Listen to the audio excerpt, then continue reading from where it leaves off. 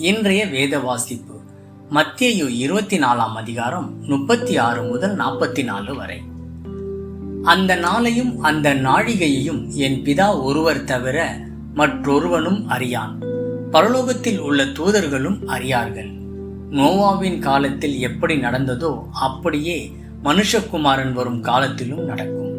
எப்படியெனில் ஜலப்பிரயத்துக்கு முன்னான காலத்திலே நோவா பேழைக்குள் பிரவேசிக்கும் நாள் வரைக்கும் ஜனங்கள் புசித்தும் குடித்தும் பெண் கொண்டும் பெண் கொடுத்தும் ஜலப்பிரளயம் வந்து அனைவரையும் வாரிக்கொண்டு போகும் மட்டும் உணராதிருந்தார்கள். அப்படியே மனுஷகுமாரன் வரும் காலத்திலும் நடக்கும். அப்பொழுது 2 பேர் வயலில் இருப்பார்கள், ஒருவன் ஏற்றுக்கொள்ளப்படுவான், ஒருவன் கைப்பிடப்படுவான். 2 ஸ்திரீகள் இயந்திரம் அரைத்து கொண்டு இருப்பார்கள், ஒருத்தி ஏற்றுக்கொள்ளப்படுவாள், ஒருத்தி கைவிடப்படுவாள். உங்கள் ஆண்டவர் இன்ன நாழிகையில் வருவார் என்று நீங்கள் அறியாதிருக்கிறபடியால் விழித்திருங்கள். திருடன் என்ன ஜாமத்தில் வருவான் என்று வீட்டெஜமான் அறிந்திருந்தால் அவன் வழி திறந்து தன் வீட்டை கன்னமிட ஒட்டாது அறிவீர்கள். நீங்கள் நினையாத நாழிகையிலே மனுஷகுமாரன் வருவார். ஆதலால் நீங்களும் ஆயத்தமாய் இருங்கள். இன்றைய நற்செய்தி. ஒவ்வொரு நொடியும் முக்கியம். நார்த் கரோலினா பல்கலைக்கழகத்தின் நூலக காப்பகத்தில் உள்ள ஒரு நின்று போன கெடிகார முட்கள் திகிலான ஒரு கதையை சொல்லுகின்றன.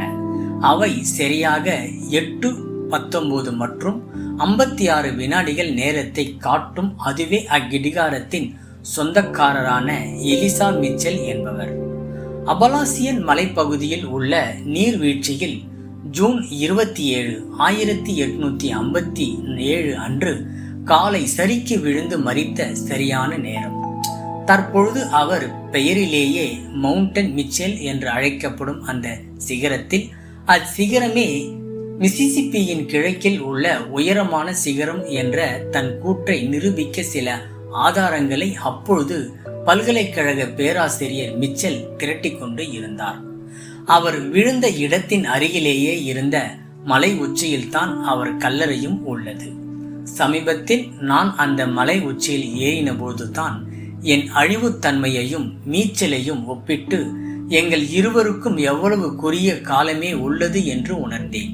மேலும் இயேசு தன் வருகையை குறித்து தன் சீஷர்களிடத்தில் ஒலிவ மலையில் கூறிய வார்த்தைகள், நீங்கள் நினையாத நாழிகையிலே மனுஷகுமாரன் வருவார், ஆதலால் நீங்களும் ஆயத்தமாய் இருங்கள் என்று கூறியதை சிந்தித்தேன்.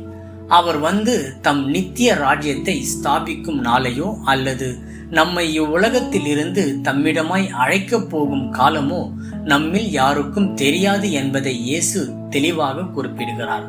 ஆனால் ஆயத்தமாய் இருக்கவும் விழித்திருக்கவும் அவர் நமக்கு ஆலோசனை சொல்லுகிறார். டிக் டிக் என கடிகார முல்லை போல நம் வாழ்க்கை வேகமாக ஓடுகிறது.